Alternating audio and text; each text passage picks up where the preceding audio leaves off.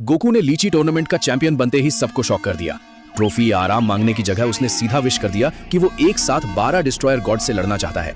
सब लोग उसकी तरफ देखते रह गए क्योंकि कुछ ही देर पहले गोकू ने अपने सुपर सैयन 5 की पावर को लगभग पूरी तरह अनलॉक कर दिया था। जैसे ही उसका ऑरा फूटा, पूरा वॉइड रेल्म कांप उठा। जिरेन के शरीर पर जल रही भयानक आग उसके सामने एक छोटी सी लौ बनकर रह गई। बेलमॉड और बीरस के चेहरे पर पसीना आ गया। बेलमॉड ने सिर पकड़कर कहा, यह नामुमकिन है, एक मॉडल के पास इतनी पावर कैसे हो सकती है। मार्गरीटा ने धीरे से मुस्कुराते हुए कहा, लगता है जिरेन अब बहुत पीछे छूट चुका है। बीरस भी अंदर ही अंदर घबरा गया था, लेकिन जब विस ने उससे छेड़ते हुए पूछा कि क्या वो डर रहा है तो उसने तुरंत नजरें चुराकर मना कर दिया। सबसे बड़ा झटका वेजिटा को लगा। दोनों ने सुपर सैयन 5 हासिल किया था, लेकिन गोकू फिर उससे आगे निकल गया था। कुछ पल के लिए उसकी मुट्ठी कस गई, फिर उसकी आंखों में नई आग जल उठी। उसने मन ही मन कसम खा ली कि अगर काकारोट फुल पावर सुपर सैयन 5 तक पहुंच सकता है तो वो भी अपनी हदों को तोड़कर उससे आगे निकलेगा। तभी शून्य के बीच गोकू आया।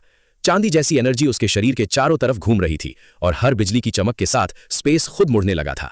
गोकू ने शांत आवाज में कहा, यह है मेरी असली ताकत। बस इतने शब्दों ने ही जिरेन के दिल पर वार कर दिया। जिरेन ने गुस्से से दहाड़ मारी और अपनी सारी बची हुई पावर को एक आखिरी अटैक में जोड़ दिया। दूसरी तरफ गोकू ने भी अपनी पूरी एनर्जी इकट्ठी कर ली। दोनों जानते थे कि अब सिर्फ एक ही वार सब कुछ तय करेगा। अगले ही पल दोनों बिजली की रफ्तार से एक दूसरे की तरफ दौड़े। फिर एक ऐसी रोशनी फूटी कि पूरा वॉइड रेल्म मिटने के कगार पर पहुंच गया। अगर ग्रैंड प्रीस्ट वक्त पर हाथ न बढ़ाता तो शायद सब कुछ खत्म हो जाता। उसने रियलिटी को संभाला और टूट चुकी जगह को फिर से जोड़ दिया।